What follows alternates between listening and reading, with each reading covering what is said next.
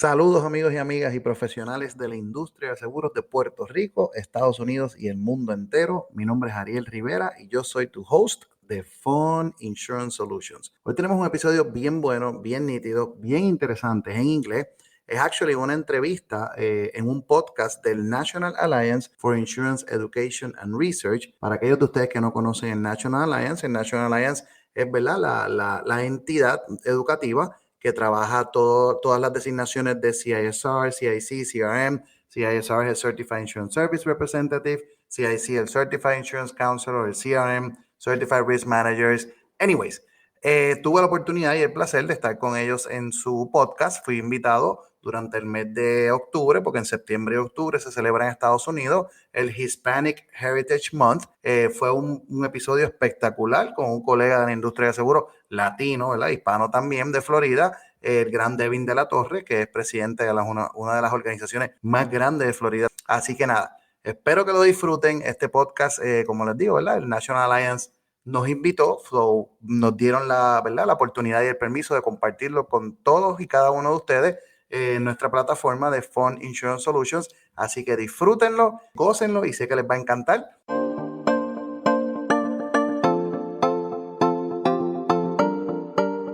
Welcome to Nat Alliance Now podcast. I'm your host, Mitch Dunford, and I'm honored to have one of my colleagues, Kryzten Valerio, as my co-host today. Hey, Kryzten, welcome. Hey, Mitch. Thanks for having me. It's an honor to be here. Is this your first podcast? Yes. And I'm very excited because I've always wanted to be on a podcast and it's happening. How fun. Oh, it's just so great to have you. Kryzten came up with this idea and she volunteered to co-host it with me. So thank you, Kryzten.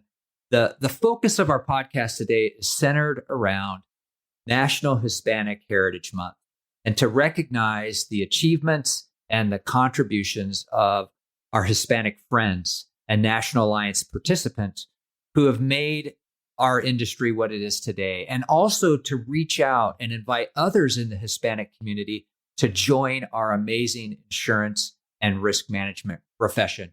Kryzten, you want to introduce our guests? Absolutely. Bienvenidos. Ariel Rivera. He is the founder and agency principal of Deer Insurance Agency in Florida. He's also the founder and president of Ariel Rivera and Asociados. And he's also a CIC designee here at the National Alliance and also a faculty member for about 12 years, I think you said. Yeah. And then we have Devin Delatorre. He's executive partner at Delatorre Insurance Agency. He's the president of LAAIA, Latin American Association of Independent Agents, and he's a father and son duo. So Devin, your dad started your agency. Is that how it worked? Yes. So my dad obviously came from Cuba in 1980, and he went straight to New Jersey. Actually worked at Merrill Lynch. That was his first job. Anything he can do to help. Married my mom up there in Jersey, moved down to Miami, and started working for Prudential. It was an insurance agency down here in South Florida. After about 4 or 5 years, he decided to go on his own. So he opened up his agency in 1991 called D&D Insurance. And he was able to sell it in 2007 to Hub International. And at that time, I was there filing, doing applications. I was 17 at the time. So he didn't want me to continue with them. He wanted me to, to stay on my education and go get my license, et cetera, et cetera. So at around 22 years old, which was 2009, I went ahead and I opened up Delatorre Insurance.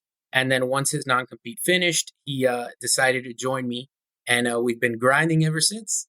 That's so cool. How fun. Yeah. that's awesome. Have any of you heard the word Latinx now that it's kind of popular with the younger generation? I mean, it's been around and it's really been this unbiased, not Latino or Latina, but more of like everybody's inclusive. And do you use it? Do you prefer Hispanic or do you prefer saying Latinx?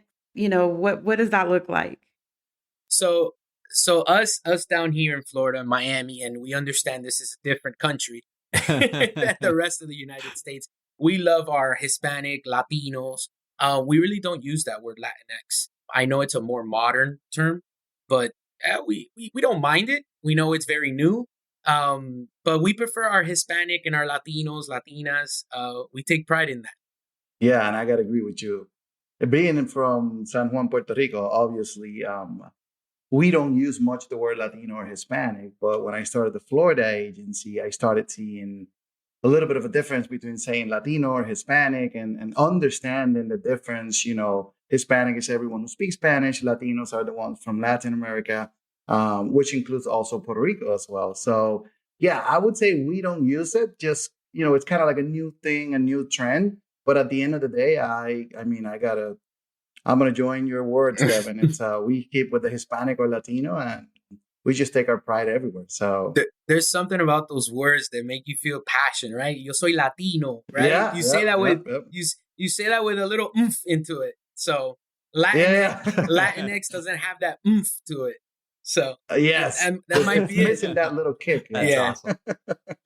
With that accent. So exactly. So for the sake of some of our listeners who may have Latin customers, is there a preferred term that they should use, or does it matter? I mean, the way I see it, and I've been basically all across the country, from Puerto Rico, except Hawaii, not yet. Hopefully one day. I think it doesn't matter in terms of as long as, there's respect, there's no, negative connotation or anything. Okay. Listen, we take so much pride in being a Hispanic or a Latino that you can call me, so are you a Latino? Yes, I'm a Latino. If you're a Puerto Rican, you are a Boricua, right? It's if you're Cuban, you're Cuban. And I learned this once, even in Texas for you guys. Usually when you say, so where are you from? You say, oh, I'm from Texas. You're very proud of your Texan, background and history. Yeah. Speaking of other countries. I know. Yeah, that's another one. Exactly. So it's one of those things that you're so proud. Or New York is as well. Well, I'm from New York. You get that. And the same thing goes for the Hispanics or Latino, whether, you're Puerto Rican, Cuban, Dominican, or Colombian, or Venezuelan, whatever.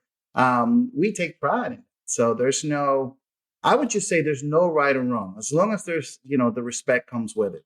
I agree. Yep. That's great. And Ariel, what do you think about the growth and the representation in the insurance industry or the Latinx community? What does that look like right now for, Devin and Ariel? What have you seen or experienced? So I've seen, speaking at different conferences across the country and things like that, more than Florida. Florida's huge. So, and Devin can probably speak more about the numbers of Florida than me. But, you see states like California, Texas, even New York, the Northeast itself. And I think the insurance industry and regarding the Hispanics or Latinos, it's been growing. And remember, keep in mind, there's at least, and don't quote me on this number, please, there's at least 60 million Hispanic or Latinos in the country. So there's a lot of opportunity. There's been a lot of growth in a good way. And you can see it by organizations like the Latin American Insurance Agents Association and things like that. The same thing when you go to the West Coast, to California. There was a big convention at the beginning of 2020, actually right before COVID. And I was impressed. I met probably 20-something agency principals from across the country, especially from Texas, New Mexico, and California. So I would say it's growing, and that's good. Because, whether it's agency principals or young Hispanic or Latinos starting scratch agencies or just joining already established agencies, it's one thing probably every agency owner across the country would like to offer to their clients. Yeah, 100%. And to piggyback off that, I do know, because it was part of my speech, is that the Latinos are the fastest growing minority population in the United States. And you could tell that there's a movement. You could tell that they're growing. You start seeing, the first ever governor, Hispanic governor in Georgia, I believe. So it's definitely, we're moving on the up and up, which is a great thing to see and a great thing to be a part of course.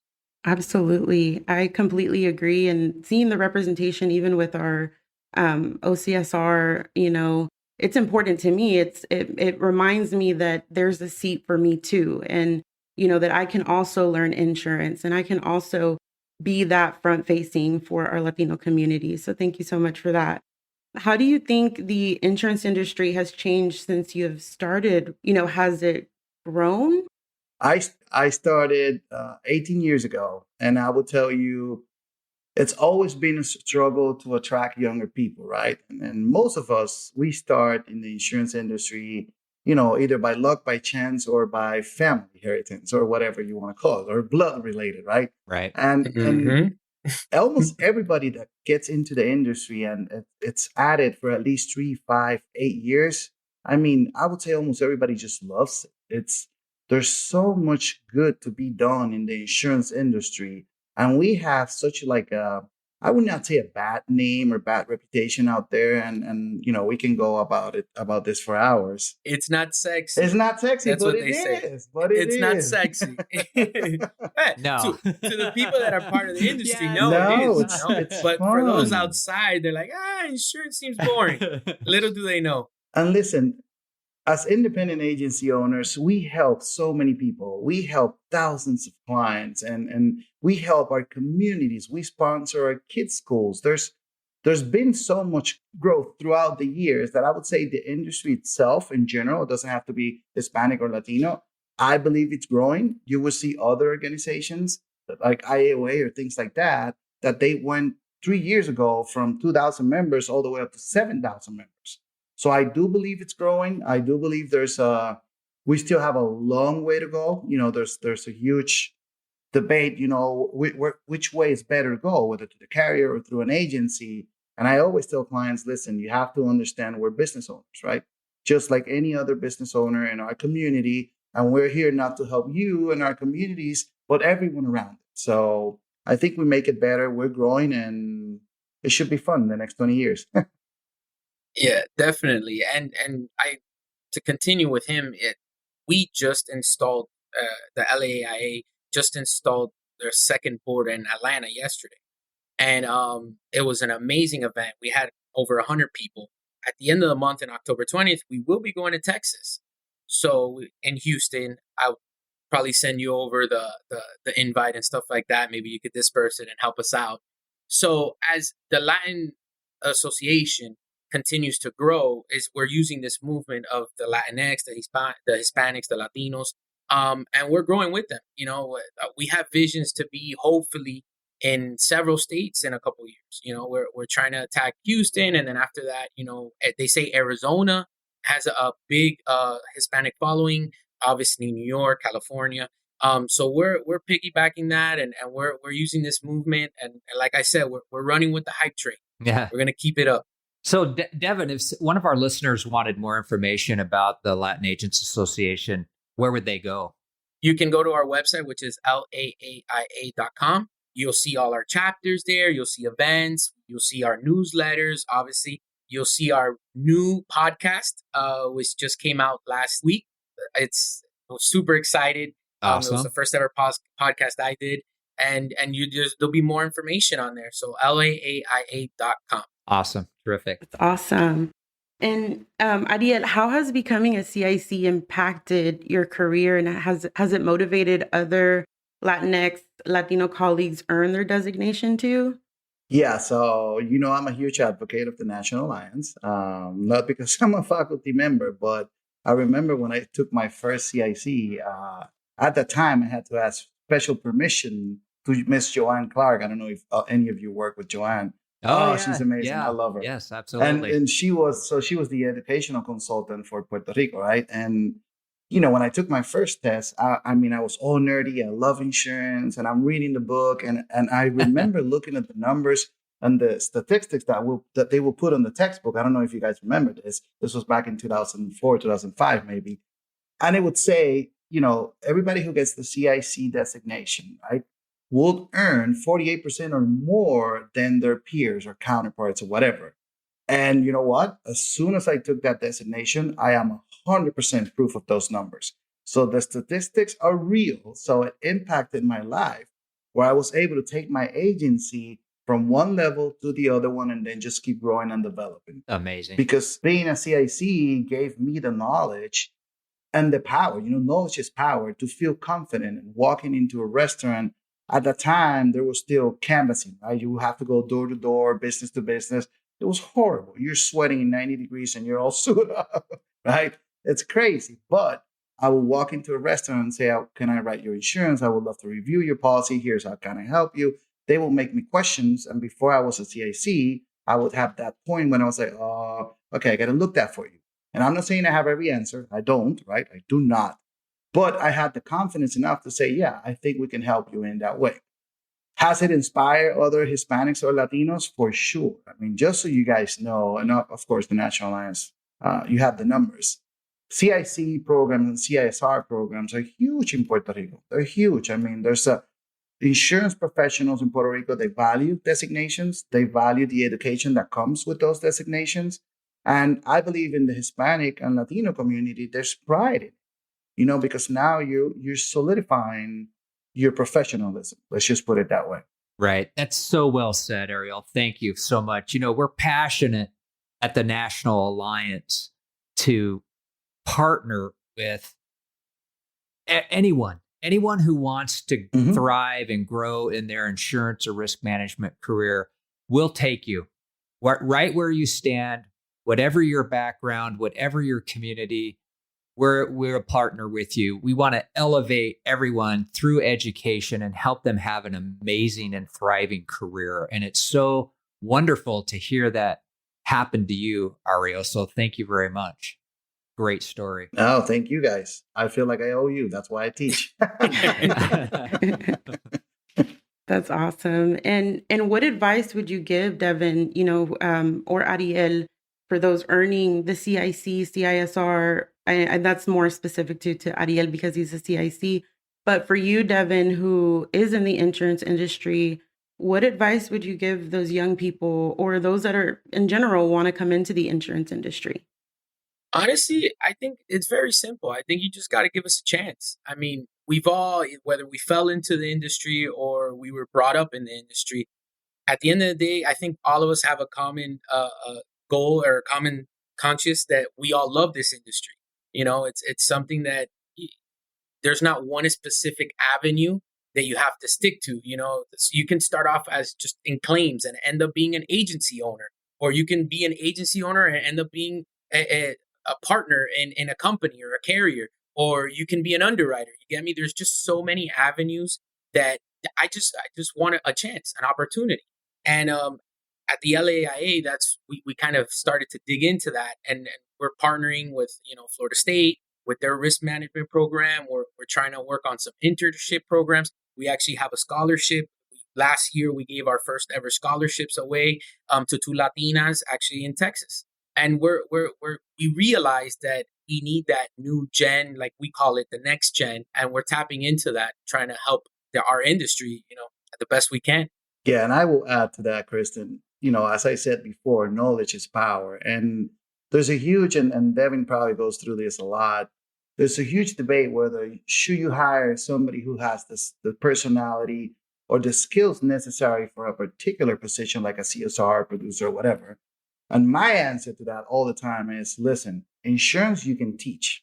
Personality, willpower, you wanting to grow and becoming a better professional, and whatever you do, doesn't matter. Right. You can't teach that. That just comes with the personality of the person, right? You're either born with that DNA or not. So having a CIC, right, or entering a CISR program and things like that, if you have those skills and that personality and you want to grow as a professional, it's definitely the right way to go because it will empower you for the rest of your life. So knowledge, God protect us all, unless you get Alzheimer's or something like that. Nobody can take that away from you. You learn that. And whether you stay as a producer or a CSR or like Devin said, even adjusters. Right. We get a lot of adjusters in our CISR classes and, they're just right there and they're all learning and becoming better professionals. That's amazing. Insurance with sazon. Does that sound right? We can hashtag that. Yes, it does. Insurance like with that. sazon. I love that hashtag. It's a good one. Yeah. That's amazing. Thank you so much for sharing. What's sazon? Seasoning. A little seasoning. That's awesome. A little spice. Yes. A little spice, A little exactly. Spice. Whether it's Cuban, Dominican, Puerto Rican, Mexican, it's all beautiful. And I'm Mexican American, and I'm so proud of that. And I actually started earning my CISR. Good job. And the growth in that is like when I see ahead, I'm like, wow, I could speak to so many people if I were to take that route. So that's amazing. That's true. And in Spanish Congratulations. too. Nice. That's true. That's awesome. And then Devin, considering that you followed your dad in business, what advice do you have for anybody that is in the same, kind of position you are with working with your dad, or just the next gen in general? And I'll go back to what I previously said, is just giving us a chance, giving us a chance to the opportunity to see what our industry is about. We have so much to offer as an industry as a whole, that I trust me, this is not boring. Right. Every day, this is all I know. I've never done anything else other than sell insurance or be part of an insurance agency. So I can't talk to other industries, but as far as this industry is concerned, I've done so many different things, and within an agency, we're not even speaking about carrier aspect. And I can just say that you grow so much as a person because you're able to sit in different seats, wear different hats, and you find yourself, and that's where you can truly see what you like and you can stick with it. And yeah, that's what I would say to the next gen. That's a blessing. And I am thankful you say that, because in my career, I have grown so much here at the National Alliance, where they have extended, the fact like, oh, if you have this idea, come on in, like bring it in, sit down with us. You have a seat at the table. And I think for Latinos in general, because we're so generalized, we're put in a box. We're like, we could never sit there. And now insurance is kind of opening up where it's like, yeah, have a seat, come and learn. So that's beautiful. Thank you so much. And 100%. And if you're partnered up with a company like that, like the National Alliance, it's a blessing, like you said. And what we need to do is, and I heard this from someone, and it's not think outside the box, it's create a new one, and that's what we have to do, is push forward and continue to make new boxes, and you will see that the growth will continue to grow. That's well said, Devin. Wow. Thank you. Quick question, Kryzten, I have for our guests. Do either of you have an experience that you can share related to your career in insurance so far? What has been one of the most satisfying or rewarding experiences that you've had during your career so far? Does that make sense? Yeah, of course. So if I could go first. I would definitely say what just happened to me recently, a month ago, which taking over as president as the LAIA. My father was president in 2001. And, growing up, my dad used to always make me wear like a little suit and tie and attend all the LAIA events. Wow. And obviously at the time I'm like 11 years old, 12 years old. And I'm like, why am I here? I don't understand. I want to get those pictures, by the way. Yeah, I want to see those pictures. I have plenty of them. And so I never understood it, right?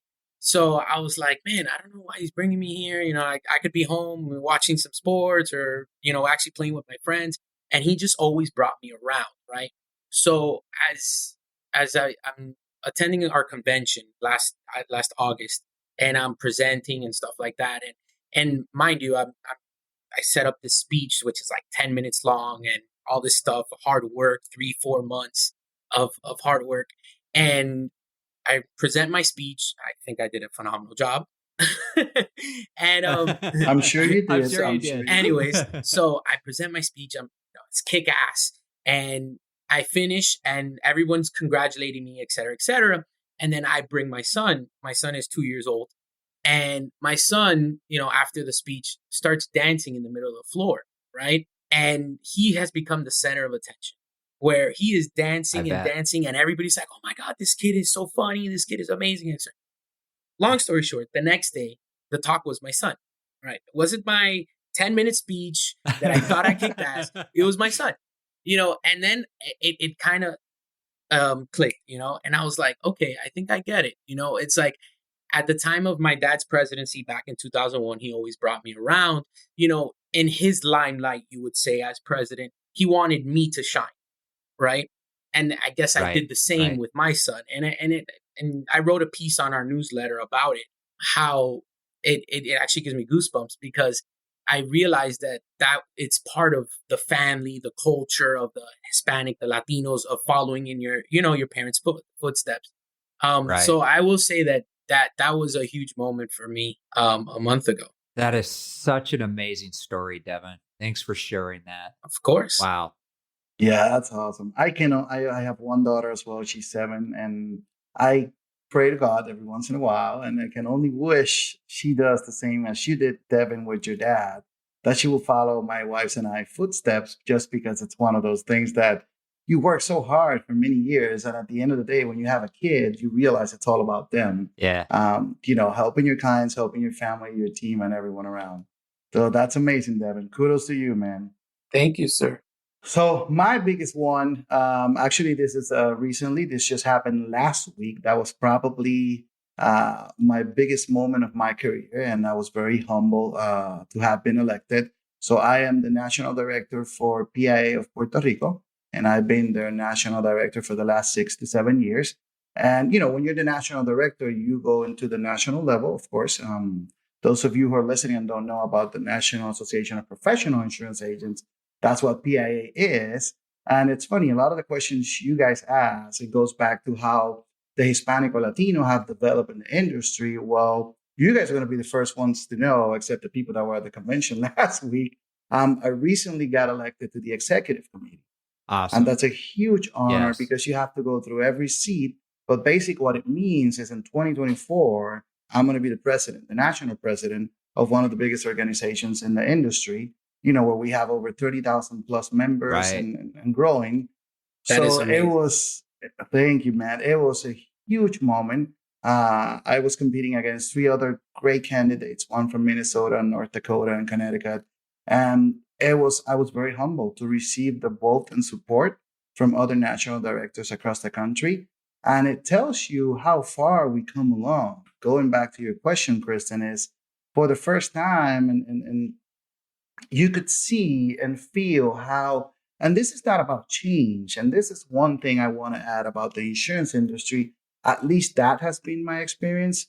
Everywhere I go across the country, I feel absolutely nothing wrong. I just feel love, respect, and appreciation. So that's from everyone. So it doesn't matter, race, ethnicity, or whatever. And being elected to become the president of PIA National in 2024 and just go through every seat on the executive committee, it's so eye-opening towards where the insurance industry is headed, right? And where we're moving. So before that one, I would say probably after the Hurricane Maria destroyed us in Puerto Rico, and we had to work, thousands and thousands of claims. Yeah. I put my heart into that, and I try to help, and we were able to help probably 98% of the clients on a satisfactory way. And that was one huge moment for me. There's always hiccups. Let's just put it that way in that process, because there's no control from the agency standpoint of with the carriers and what goes on. But yeah, that was my first one, and I would say my biggest one was being elected to PIA National now. That's such a great story. Thanks, Ariel. That's Thank you. really cool. On behalf of Kryzten and myself, Mac, and the National Alliance, thank you guys for participating in this podcast. Thank you for all you do for our industry. It's amazing to watch. The National Alliance is here with open arms. The insurance industry is desperate for superstars, and there are thousands of superstars within the Hispanic community that we want to welcome with open arms to the National Alliance family and partner with them to elevate them in their careers so that they can build an agency that they can pass on to their son or their daughter. That's such a cool story. So thank you both very much. Kryzten, any last words from you? No, I'm forever grateful to have had this opportunity and experience and to meet Ariel and Devin, making connections, which is Exactly. amazing. So thank you so much, Mitch, and everybody here for taking the time. Really appreciate it. Absolutely. No, thank you for having us. Thank you for having us. And before we sign off, Ariel, I want you to pitch your podcast. How can people find your podcast? Oh, yes. Thank you, Mitch. Thank you, Mitch. So I created last year what it's called Fun Insurance Solutions, because insurance, it's fun. All right. And if you're listening to this podcast, you're going to know that insurance is fun and sexy, right? So yeah, it's a podcast mostly in Spanish. The target audience, it's mostly the Hispanic and Latino insurance professionals across the country and Puerto Rico and USVI as well. But we do episodes in English, so we do a little bit of everything. But yeah, it's been a fun ride. And just like today, it's amazing how much, knowledge you can share between colleagues, the relationships you build around it. And I encourage everyone to listen. You're going to have fun and you're going to enjoy it because it's Fun Insurance Solutions. Absolutely. Thank you, Mitch. Where can they find your website? So the website is funinsurancesolutions.com. Yep. And then you can download the podcast in, iPhone, Android, whatever you have. It's on Google, Spotify, iHeartRadio, and Apple Podcasts as well. And then, Devin, where do they find your new podcast? So you're going to find it on the LAIA website. It'll show a little link there to the podcast. Gotcha. Well, thanks, you guys. You're awesome. It's one of my favorite episodes. So I appreciate you all for joining us. And that concludes this episode of Nat Alliance Now. For more information about the National Alliance or one of our amazing designation programs, check us out at www.scic.com. Thanks for listening.